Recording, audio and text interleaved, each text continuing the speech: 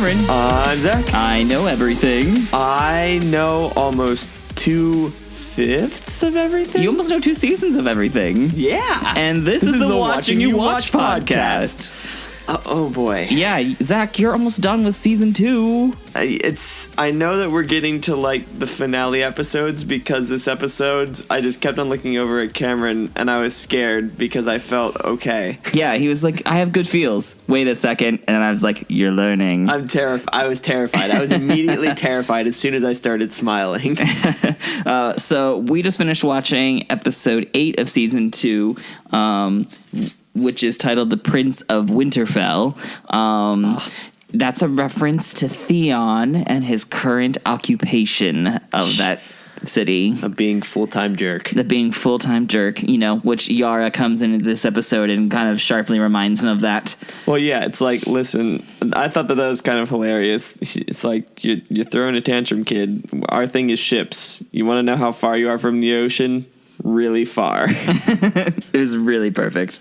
So without further ado, Zach, why don't you kind of recap some of your highlights from this episode? Well, I mean, we started on the Greyjoys, but that was basically the thing. Theon was still just being a big old jerk, and his second in command doesn't help anything. Yeah, he's kind of like he that, incites him. Yeah, he's like that, person who's like, hey, you should go poke that thing, and then the person's like, well, I don't want to go poke that thing. You should poke the beehive, it'll be fun. Go poke it's like, maybe it'll be fun. Yeah. Okay, I'll do it. Yeah. and Theon continues to poke the hive that is the north, and they are about to sting him so bad. But moral of the story, I freaking called it. Bran Flakes, with his infinite power and wisdom of lady, survived everything because he's awesome. And my comment at the end of the episode was, oh my god, he's crippled and he must have the highest sneak rating ever. Yep. Like as a Skyrim reference, like he's level 99 legendary sneak level because he's literally in the enemy base just chilling. Yep. They're not dead. They've just snuck back into the crypt underneath Winterfell. Drugged out Frodo Baggins is the shiz. Wildlings are starting to take it over, which now I'm starting to refer to them as the angry Eskimo people because that's just what they look like. Angry Eskimos. They're just like really hateful Eskimos. They're like if Vikings and Eskimos got together, but they didn't like it. Like it was hate love. Yeah. Like bad Tumblr shipping. Bad.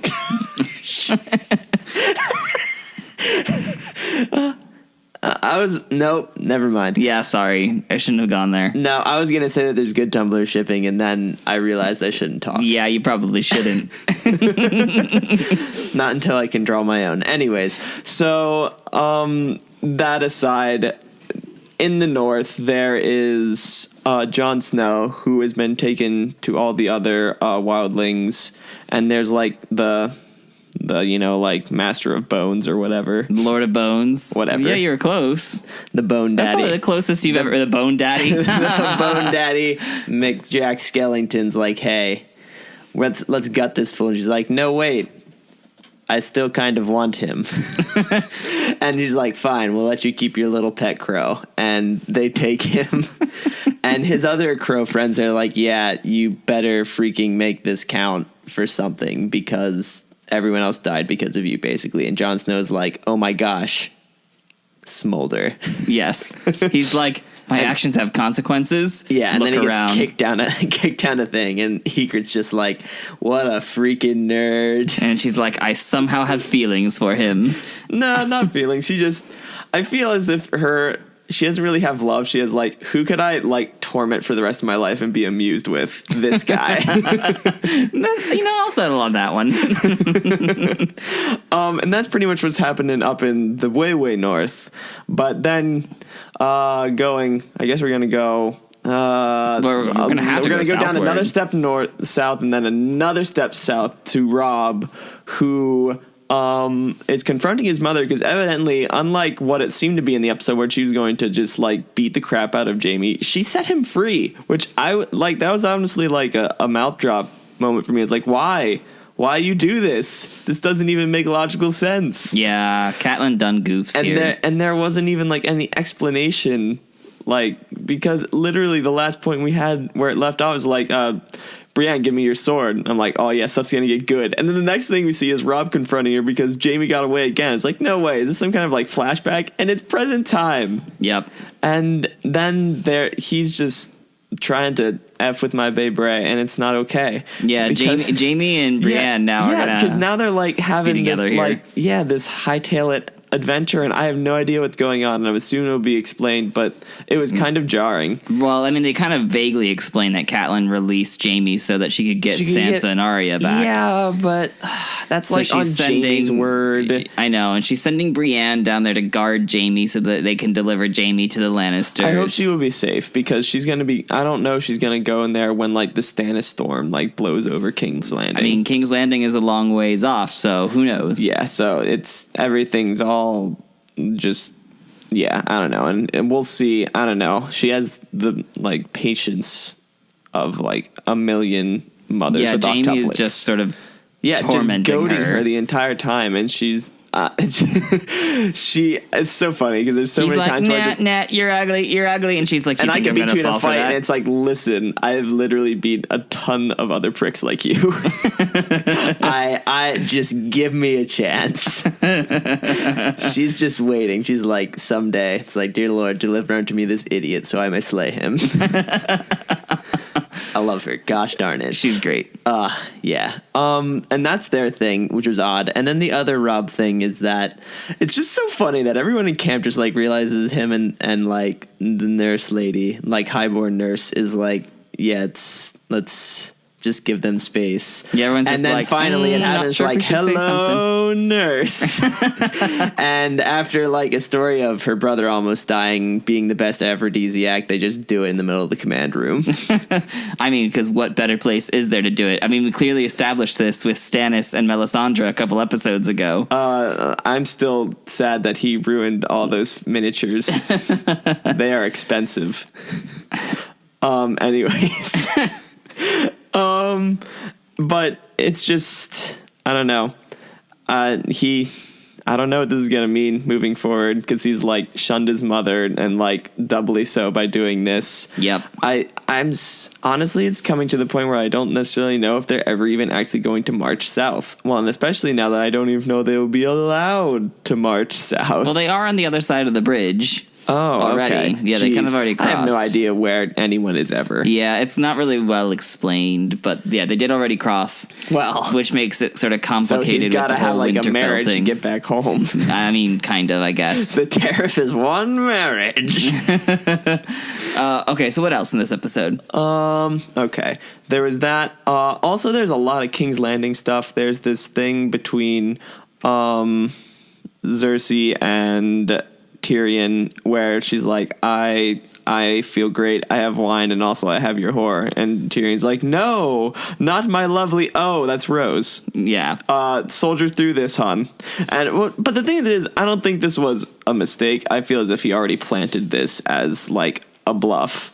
Yeah, just having Rose in place so that and you could especially save something Shay. as obvious as keeping like, a piece of Lannister stuff on him. I feel as if Cersei's just like drunk on power to think that this is actually, I don't know. She's like going neener neener the whole time, and he's like, oh no, you got me, and he goes back. He's like, oh my God, Shay, our backup plan blew, and like we need to be careful. And she's like, I will cut off people's faces. And he's like, I have never loved anyone more than I have loved you right now. Yep, that's basically it was adorable. I couldn't handle it, and that was like the point where I was scared. I was like looking at camera, and I was like, no, they're too happy. No.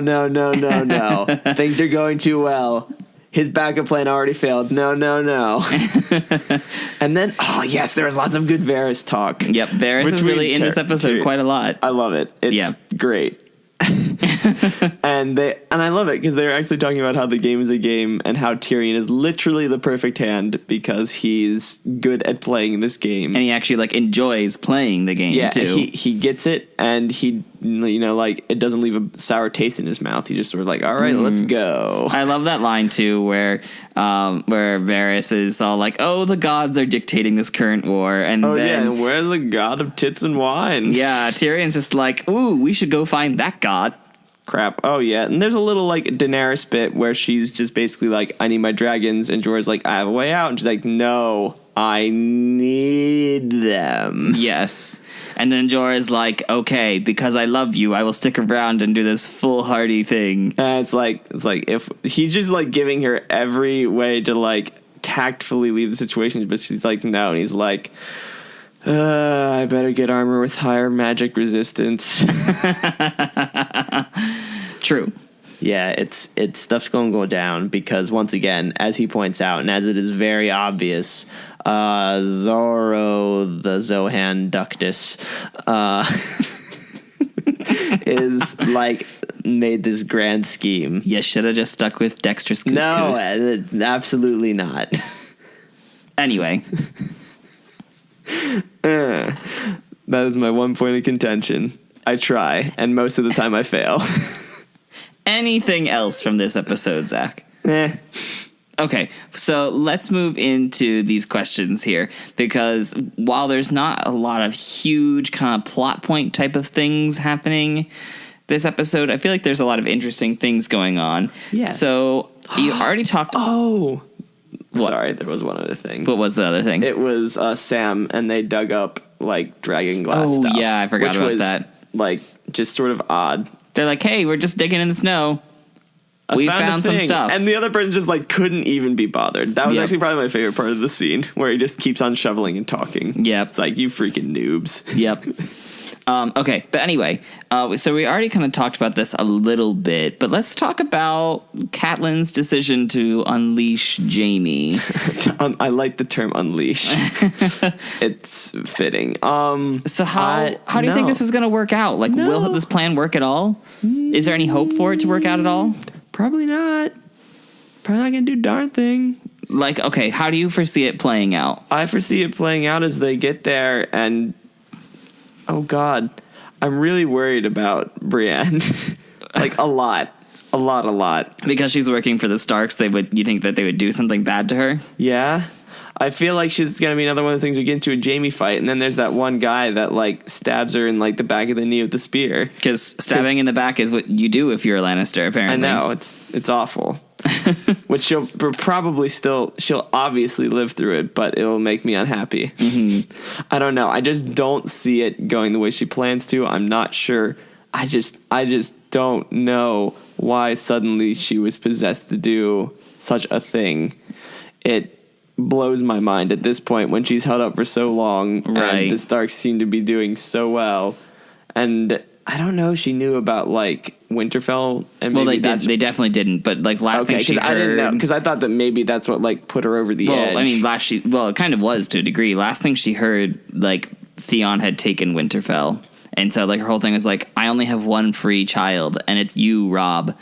Like, that's unacceptable to me, and I had to do something about it. Yeah, no, I feel like that was a surprisingly poor move. I mean, I see the long portion of that game she's playing, but I just think that it was poor for her campaign, and I don't honestly feel she'll get what she wants. Like, bottom line, like, her motherhood is kind of like her kryptonite. Like, she can be as awesome as, like... Because it's funny, because it's the thing that gives her most strength, and also, like, is the source of most of her bad decisions. Right, which is funny, because several episodes ago, when this whole, like, plot line of, like...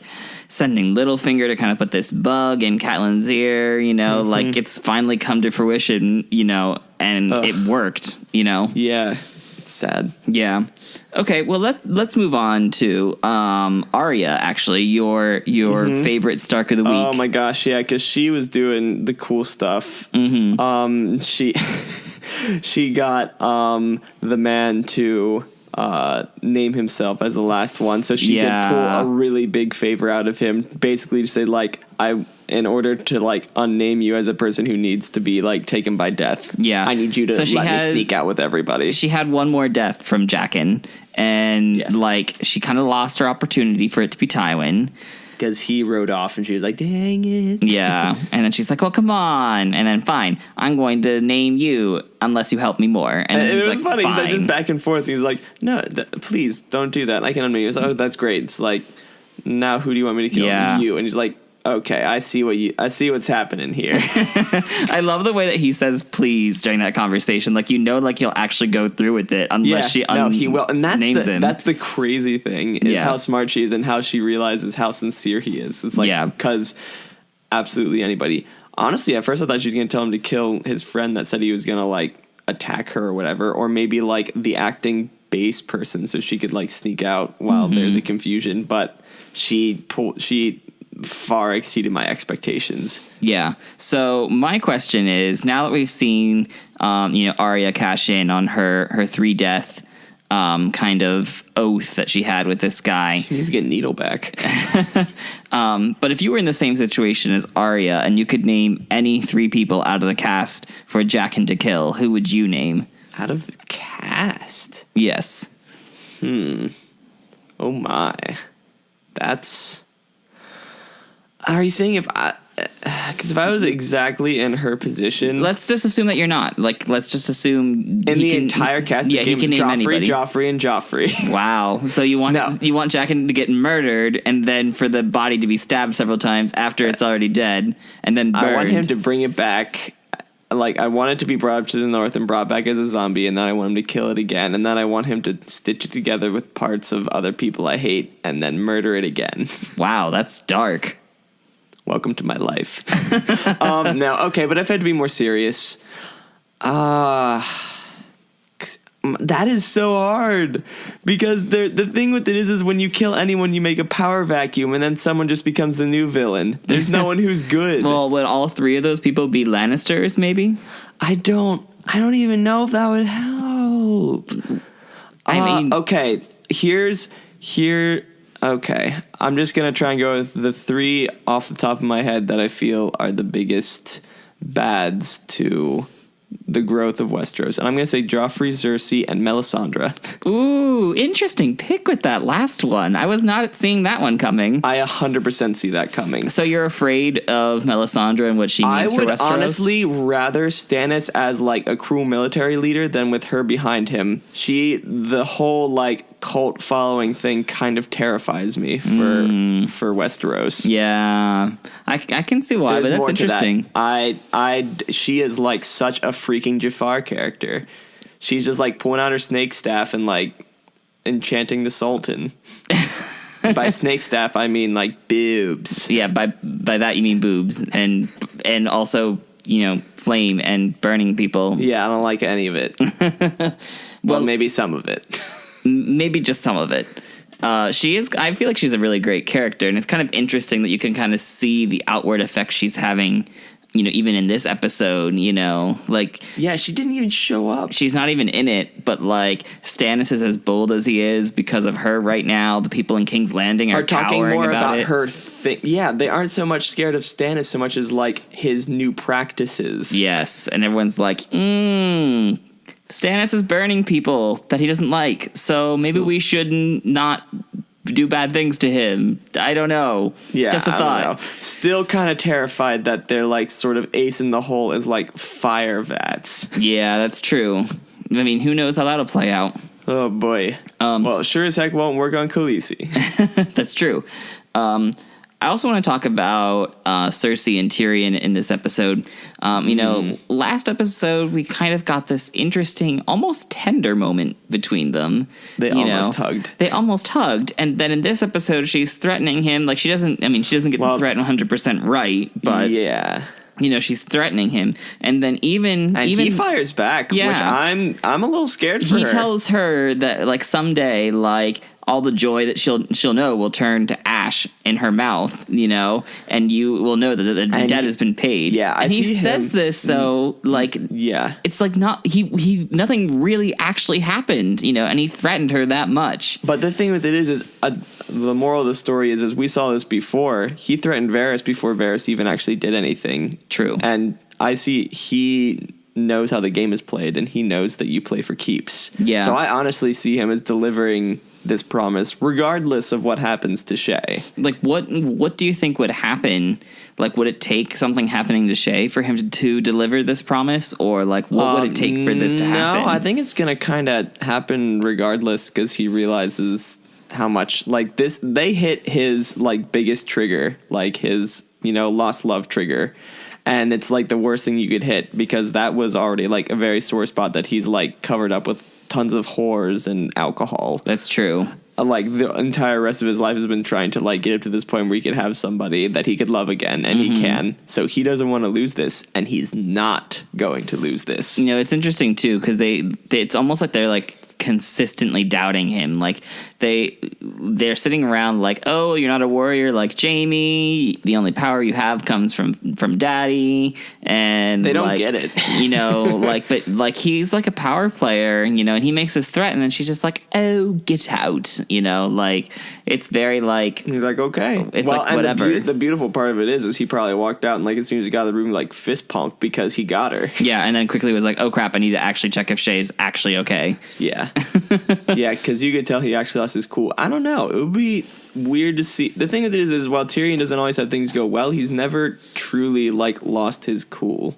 Oh, there's also Bronn's scene, which was phenomenal. Oh yeah, I forgot about that. That was also really great, because it's funny how Bronn is such a loose cannon that he's like doing things independently and has all these like phenomenal reasons. Like it's like, you murdered all the thieves. Why? And it's like, as if we're under a siege, they're the ones who are gonna like take advantage of the situation the most.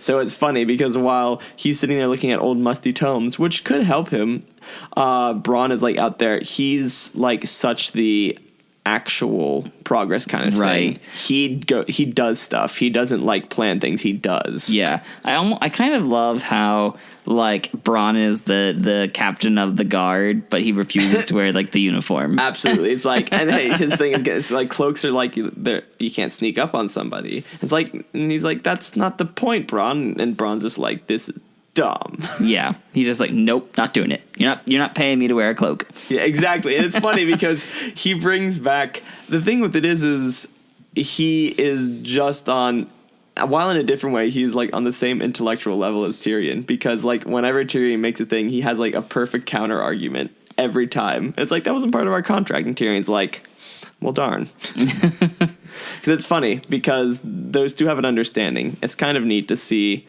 just like some sort of rogue knight and, a bastard just broing it up. Oh, man. Well, we'll have to see how this all plays out, too, once, Stannis comes and things get interesting in King's Landing. But I'm going to move on to something that's kind of really different. I mean, let's talk about Robb and his blooming romance here. It's a really sweet, tender thing in Game of Thrones that we kind of rarely see. I don't know how to react to it. I didn't believe it was real. I mean, we've been getting hints of it going on for the past couple episodes. This nurse, this doctor lady, Talisa, and Robb, and they've been kind of with each other and flirting with each other, and like, and then, just out of the blue in this episode, as they're talking together, Robb is like, I don't want to marry the Frey girl. And then I don't want you to do either. I don't want you to do either. And then they, it's like, I hope it's a very nice bridge. And then babies are made. To me, when I first watched this, I was like, oh, that's so sweet. And because it is like the first kind of pure romance. Really sad that all I could think about was the implications of what it meant to the war. Yeah, so that's kind of what I want to talk about, because like I could see that when we were watching it, that you were like, that's where you were going already. So what do you think the fallout of this will be? Well, one, I lost the ability to love, and two, wow. Old Mr. Gosh, what even Frey? The heck is his name? That owns the bridge? Yeah, geez. All these like old creepy men. Yeah, there's so many old creepy men in this show. Yeah, but like old creepy bridge man is not going to be pleased. I almost called him the role he had in Harry Potter. Oh, Filch. Yeah. I was thinking, and his cat, and I was like, no, this isn't right. Yeah, that's not right. Just replace cat with multitude of creepy inbred children. Oh, God, I don't ever want that to be an equatable phrase. That is not, like, that equation doesn't balance. Nope. No. Okay, anyway, let's get back to it. But it's not... the thing with it is it's still on the sly. It can still be kept under wraps. He can still probably marry her. But the thing of it is the problem is when if he actually chooses to say no, to him and his daughter, then they're gonna have issue. That could be extremely bad, because if he does a thing like you said, they can't go back to Winterfell. If they try and make a tactful retreat, they're boned. Yeah. They are literally stuck, because they'll get stuck against a bridge, against a waterfront. Oh my goodness. Oh, you don't need to be a tactician Rob to fell know. in love. Yeah, and it's just like, that's what's sad. It's like, I should be like, oh, true love. But I'm just like, oh my God, the Lannisters are going to run them down into the river. Yeah, I don't know. I mean, you're obviously going to have to see how this plays out. I mean, I don't know. For now, it's a very sweet thing. Whatever. I just want true love to win, or whatever. I just want the nurse to win, because nurses should win all the time. The end. You identify with her very much, with you being a nurse. Nurses. I identify with all of it. Yes. It was the same for me. I saw some random slave fish man like resuscitate a small child. I was like, maybe I should be a nurse. And then did you have a first date with somebody over sawing off a foot? Listen, that's the only way I have first dates. It's why I'm still single. It's the only way I know we can make a lasting connection. It's so like, there you we have go. to cut off this leg, or this person's gonna die. You get one end of the bone saw, I get the other. Let's go. So if you are a lady listener to this podcast and enjoy chopping off foots with people, here's your guy right here. Oh geez. Oh no. I done goofed. Yeah, you done goofed. This is why you don't join online dating sites unless you're doing it as a joke. I like long walks on the beach and amputations. I love the beach.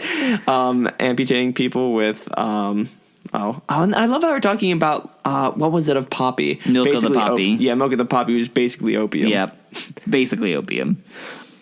Yes. Yep, it's Westerosi opium. Yes, it's nice. But yeah, unfortunately, all love in this show becomes weakness, which becomes exploited by some jerkwad. So I'm not very hopeful moving forward with this. Oh, Zach. Well, let's talk about that a little bit later. We have to do our weekly wrap-up questions here, and then we can talk about how hopeful you are.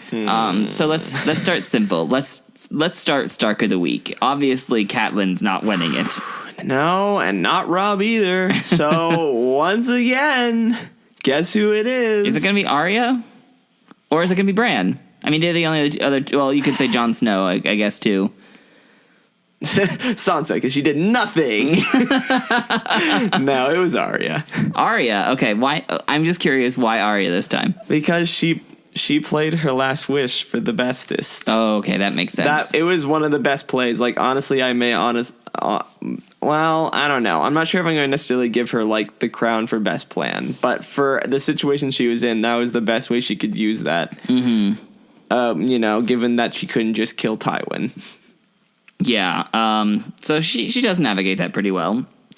Yeah. I mean, everyone else was kind of like Jon Snow pouted, Rob effed up in very literal senses, and Catelyn was just like got mom kryptonited. Yeah, mom kryptonited. Yeah. Okay, so let's talk about the game then and the crown. Okay. So who would you give the crown to this week? It's kind of interesting. This episode is they again like explicitly refer to it being a game, So yeah, explicitly, which is phenomenal. In this episode, who played it the best? Actually, I honestly think Tyrion, because the thing that it is and it's more in the fact that through assumption, I'm assuming he's playing the game the best, because he has basically he's hiding all of his hand, with like Rose and stuff. He's playing very cautiously and in a way that's not overtly even shown. So I'm sure he has other contingencies ready. It just goes to show how good of a player he is. This one play. Like, that's the thing. It may not... I think it honestly was about the best one this episode. But it just also goes to show I'm giving it to him this week more because it shows just how on top of things he is. It's kind of funny, particularly this season for you. Like, Arya and Tyrion have been dominating these categories like week after week after week. It's not even fair. Everyone else is dumb.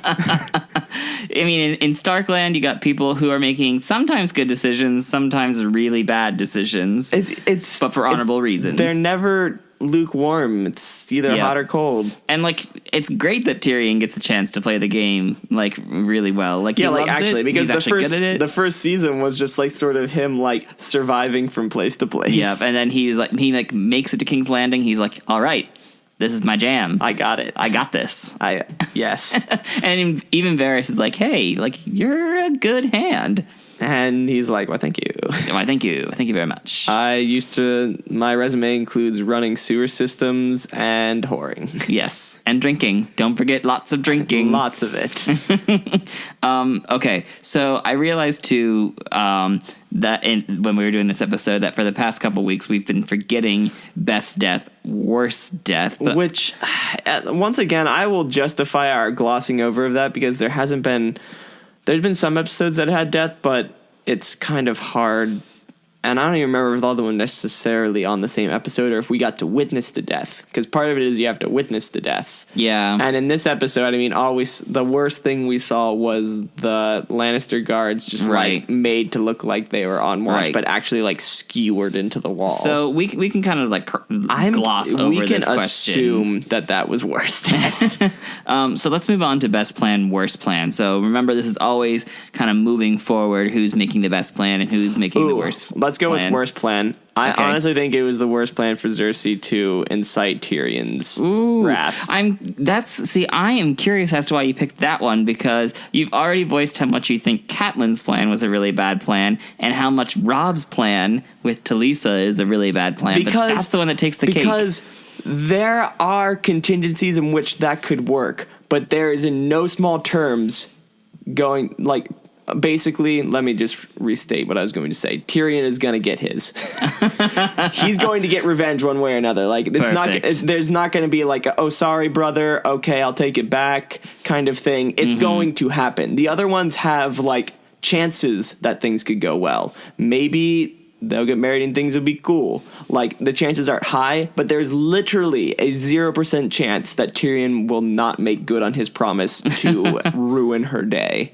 Yeah. Okay, so that was worst plan for Cersei. Yeah, who made the best plan this episode? Okay, that's tough. Oh boy.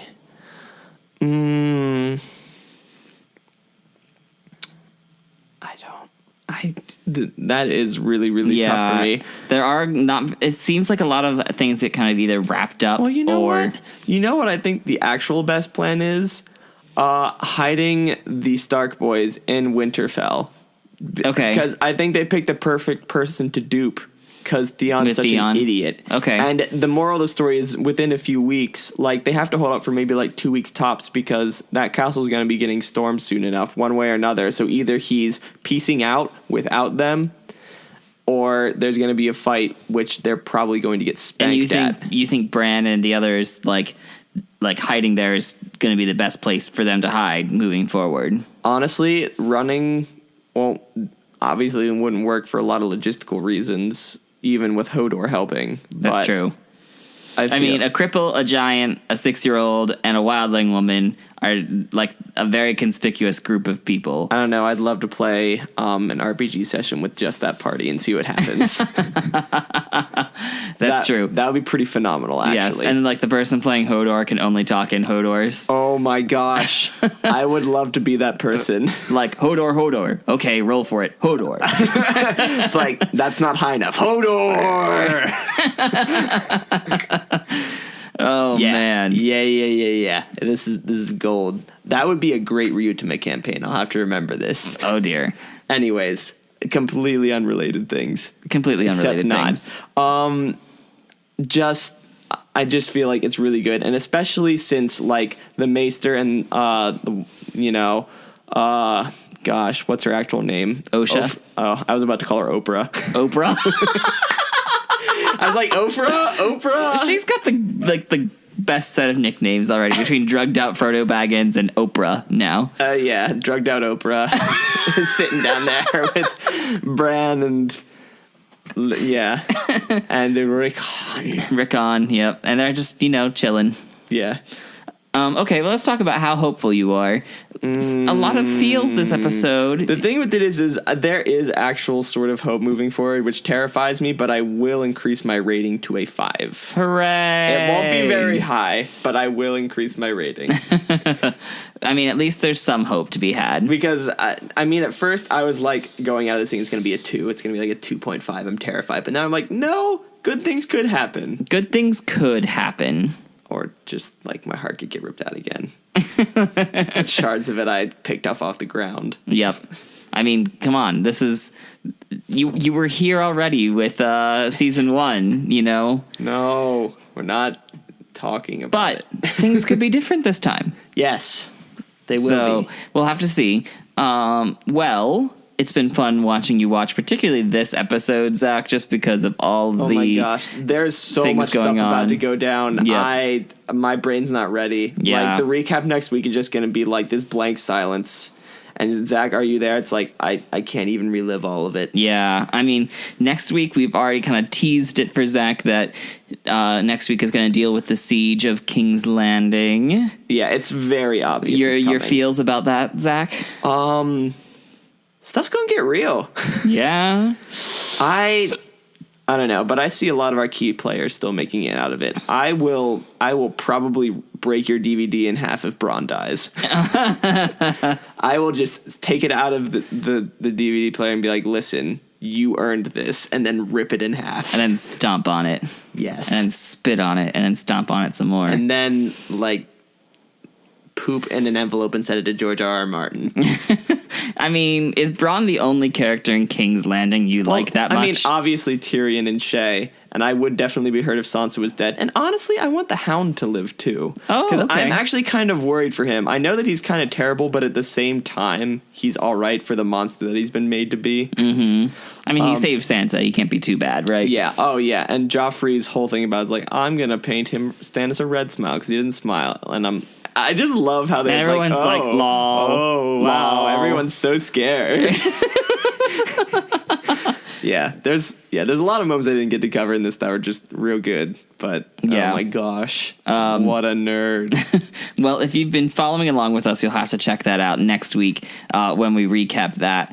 You can connect with us in a couple of ways. You can connect with us on our YouTube channel. Maybe you're watching the video version of this there, or on our Tumblr or on Twitter. We're Yes. at Useful NPCs. So leave a question for us there if you are following along, you know what's coming, you know these twists and turns, and you want to ask Zach a leading question. We'd love to hear from you, or just hear from or you in anything. general. Once again, we can talk fan theories and like complete ridiculous headcanons. Yes, I mean, come on, you've been listening to Zach go through this, and Well, now I'm just okay. Now that I like, for whatever reason, want to call drugged out Frodo Baggins Oprah, I'm imagining it's like, and now everybody gets zombies, and then like the ice walkers. why can't it be why can't it be the nice things like, and you get a crown, and you get a crown, and you get a crown? No, that's all the wildlings have to offer.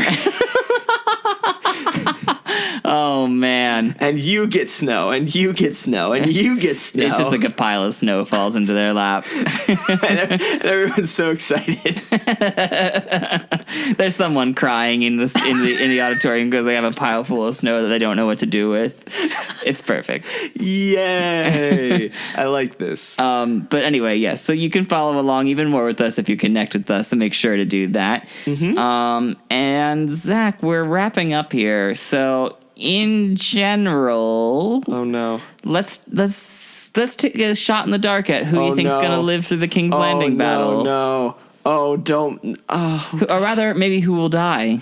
Ready? You ready? I'm going to count down, and when you get there, just say the first one that comes to mind. Okay? Oh no. 3, 2, 1. I honestly think that the Hound's going to die, and that's why I said I was worried. Oh, okay. Because especially with Tyrion trying to get Joffrey onto the battlefield and how he doesn't seem to be ready to hide under his mother's hoop skirts.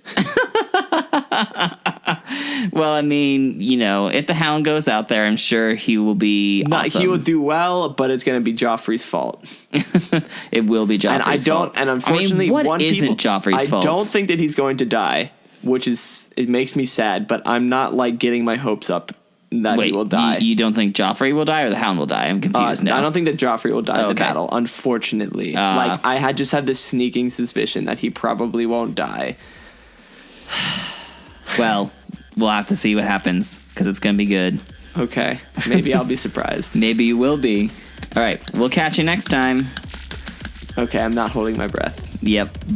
Probably a good idea. I don't know. Maybe there'll even be dragons. You'll be holding your breath for a week if you hold your breath. Oh. At All right. least. Ready, go.